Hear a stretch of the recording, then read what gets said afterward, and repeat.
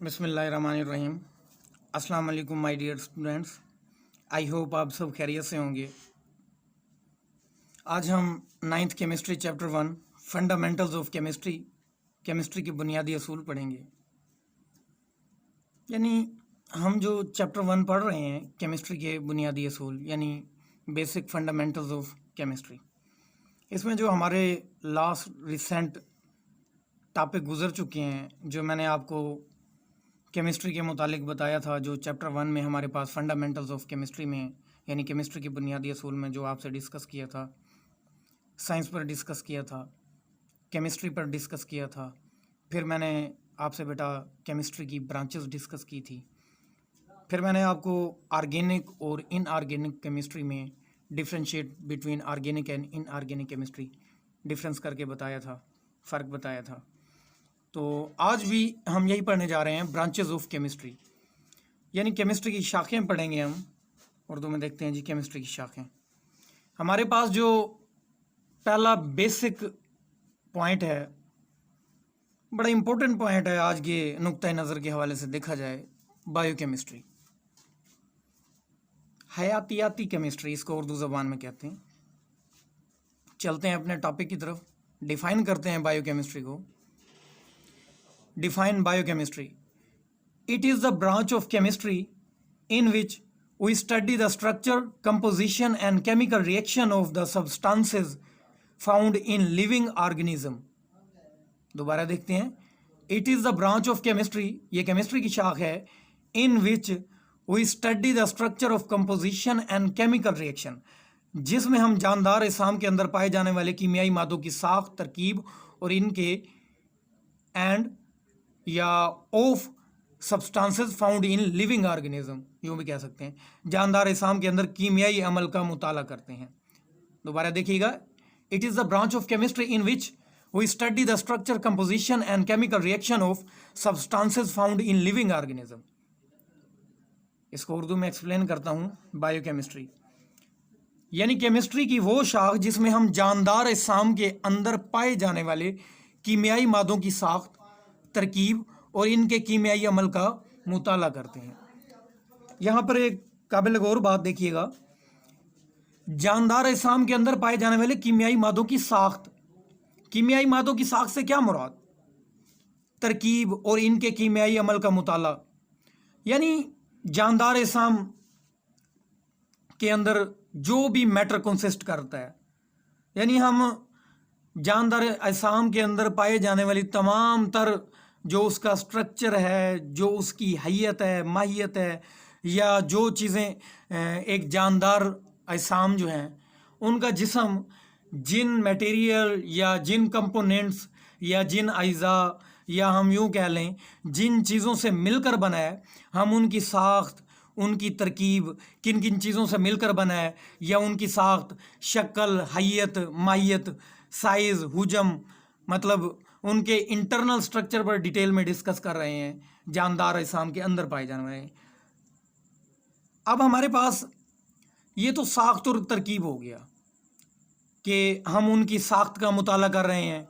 तरकीब, भाई ये चीज़ें फॉर एग्ज़ाम्पल मैदा देख लें, हम दिल देख लें, हम पित्ता, जिगर, पैंक्रियाज, लबलबा, मतलब ह्यूमन बॉडी के अंदर पाए जाने वाले जैसे फेफड़े, सांस की नालियाँ, आर्टरीज, कैपिलरीज, वेन, ट्रिकिया हो गई, एजोफेक्स हो गई, हमारे पास जो इंटरनल स्ट्रक्चर है, चाहे वो मुकम्मल, चाहे वो वेस्कुलर टाइप का इंटरनल स्ट्रक्चर है हमारे पास, या वो हमारे पास फिजिकली है, या फॉर एग्जांपल हमारे जो बड़े बड़े ऑर्गन्स हैं जैसे मैदा, दिल, जिगर, गुर्दा, पित्ता वगैरह, इन चीज़ों से रिलेटेड साख्त और तरकीब तो मैंने आपको ये बता दी।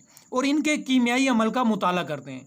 कीमियाई अमल देखिएगा जी, कीमियाई अमल का मुताला से मुराद ये कि ये अपने अफ़ाल किस तरह अंजाम दे रहे हैं, क्या कर रहे हैं।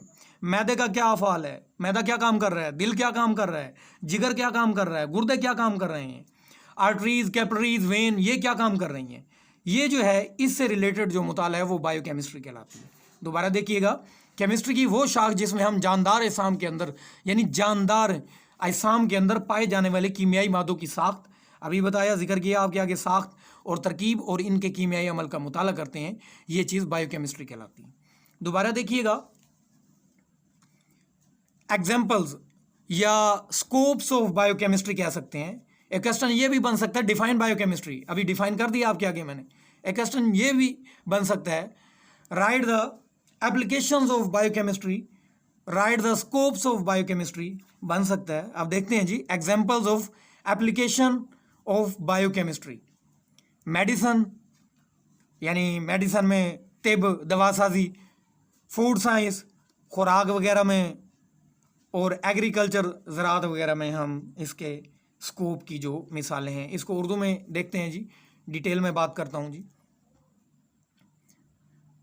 इसका स्कोप जो है, मसलन जानदारों के, ये बात बाद में डिस्कस करूंगा, पहले हम जो काम की जो मोस्ट इंपॉर्टेंट पॉइंट है उसको डिस्कस कर लेते हैं। बायोकेमिस्ट्री के इतलाक की जो मिसालें हैं, यानी तिब, खुराक और ज़राअत। इस टॉपिक को लास्ट में ले आने का मकसद यही था कि ताकि आपको, अब जो मैं समझाना चाह रहा हूँ, जस्टिफाई करना चाह रहा हूँ, क्लेरिफाई करना चाह रहा हूँ, ताकि आप वो डिटेलन ज़रा सही तरीके से समझ सकें। मसलन जानदारों के जिस्म में मौजूद बायोमॉलिक्यूल जैसे कार्बोहाइड्रेट, प्रोटीन्स, चिकनाइयों के सिंथेसिस और इनमें होने वाले मेटाबॉलिज्म का अमल। ये बात आपको बेटा ऐसे समझ नहीं आएगी, जब इसको हम दोबारा रिव्यू करेंगे या दोबारा रीड करेंगे, रीड आउट करेंगे, फिर ये आपको सही तरीके से समझ आएगी। दोबारा चलते हैं बायोकेमिस्ट्री की तरफ। देखिएगा जी, केमिस्ट्री की वो शाख जिसमें हम जानदार साम के अंदर पाए जाने वाले कीमियाई मादों की साख्त, डिटेल में बताया आपको, साख्त, तरकीब, ये भी अभी आपको बताया, और इनके कीमियाई अमल का मुताला करते हैं, बायोकेमिस्ट्री कहलाती है। मसलन जानदारों के जिस्म में मौजूद बायोमॉलिक्यूल। बायोमॉलिक्यूल, सबसे पहला सवाल ये पैदा होता है, बायोमॉलिक्यूल क्या होते हैं? बेटा बायोमॉलिक्यूल जो होते हैं ये आयनी और कोवलेंट बांड के जरिए आपस में मिले होते हैं।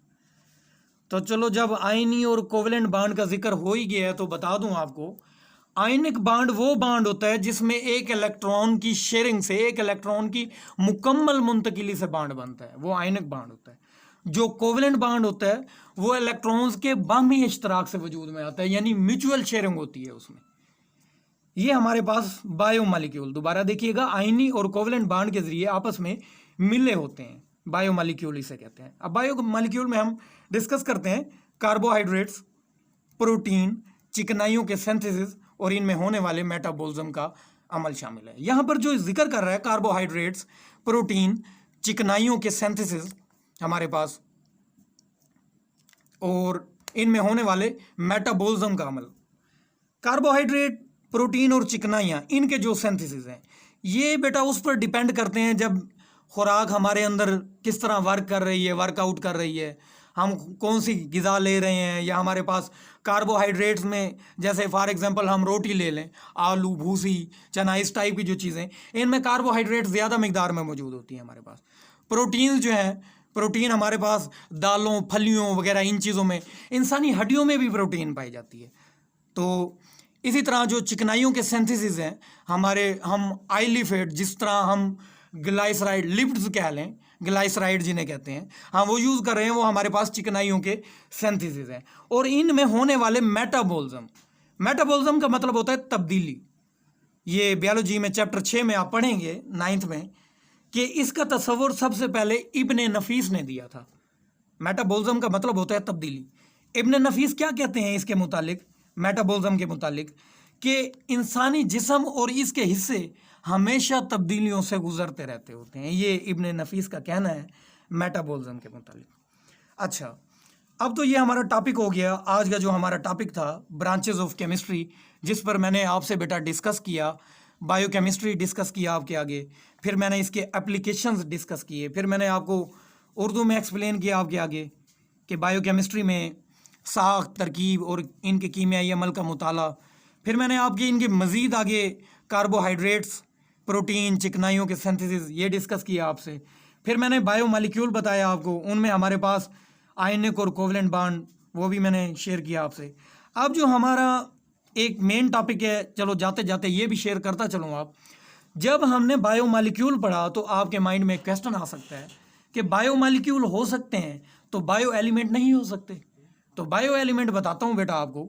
बायोमॉलिक्यूल अभी आपको बताया मैंने, कि ये आयनी और कोवेलेंट बॉन्ड के जरिए आपस में मिले हुए होते हैं, जबकि हमारे पास बायो एलिमेंट्स जो होते हैं, फितरत में पाए जाने वाले 92 में से 16 को बायो एलिमेंट्स कहते हैं, जो इस वक्त कुदरती तौर पर 118 एलिमेंट्स हैं जी। इस वक्त दोबारा बता दूं आपको, 118 एलिमेंट डिस्कवर्ड नाउ। इस वक्त 118 एलिमेंट्स दरियाफ्त हो चुके हैं, जिनमें से हमारे पास 92 जो हैं वो कुदरती तौर पर पाए जाने वाले हैं। इनमें हमारे पास 6 एलिमेंट्स ऐसे हैं जो हमारे जिस्म की कैमियत का 99% बनाते हैं। ये बायो में चैप्टर 1 में पढ़ेंगे आप, लेकिन आज चूंकि टॉपिक ही ऐसा था जिस पर मैं मजबूर हो गया आपसे शेयर करने पर, oxygen, carbon, hydrogen, nitrogen, carbon और फास्फोरस, ये इंसानी जिस्म का 99% बनाते हैं। और आगे देखिएगा जी, हमारे जिस्म में calcium, sulphur, chlorine, sodium, manganese या मैग्नीशियम, आयरन या कॉपर या कॉपर कह लें, मैग्नीज, ये Mg मैग्नीशियम है, ये Mn मैग्नीज है, जिंक और आयोडीन, ये मिलकर पूरे जिस्म की कैमियत का 1% बनाते हैं। अगर आपको मेरे लास्ट रिसेंट जो लेक्चर्स आपको मैं डिलीवर कर चुका हूं, आज जो हमारा ये लेक्चर था, ये आपसे मैंने डिस्कस करना ही भूल गया। आज हमारा जो लेक्चर था, ये लेक्चर नंबर 4 था हमारा।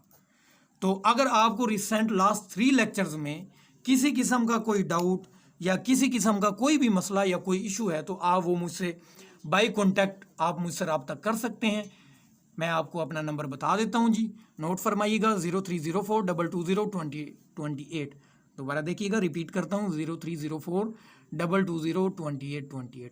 अगर आपको फॉर एग्जांपल 9th की केमिस्ट्री या 9th की बायो या 10th की केमिस्ट्री या 10th की बायो, उसमें किसी किस्म का कोई टॉपिक क्लेरिफाई करना है या जस्टिफाई करना है, किसी किस्म का कोई टॉपिक, कोई पॉइंट, कोई नुक्ता नज़र जो आपकी समझ से बालातर हो या जो आपकी रेंज से बाहर हो, जो आपको समझ ना आ पा रहा हो, अगर आप मुझसे डिटेल में डिस्कस करना चाहते हो या आप उसकी डिटेल चाहते हो मुझसे, या मज़ीद एक्सप्लेनेशन चाहते हो उसमें, या आप मज़ीद मिस हो गए हो आपसे वो लेक्चर, या किसी किस्म का कोई ऐसा पॉइंट जो आपको परेशान कर रहा हो, समझ ना आ रहा हो, तो आप मुझसे बेटा वो कांटेक्ट कर सकते हैं, रब्ता कर सकते हैं।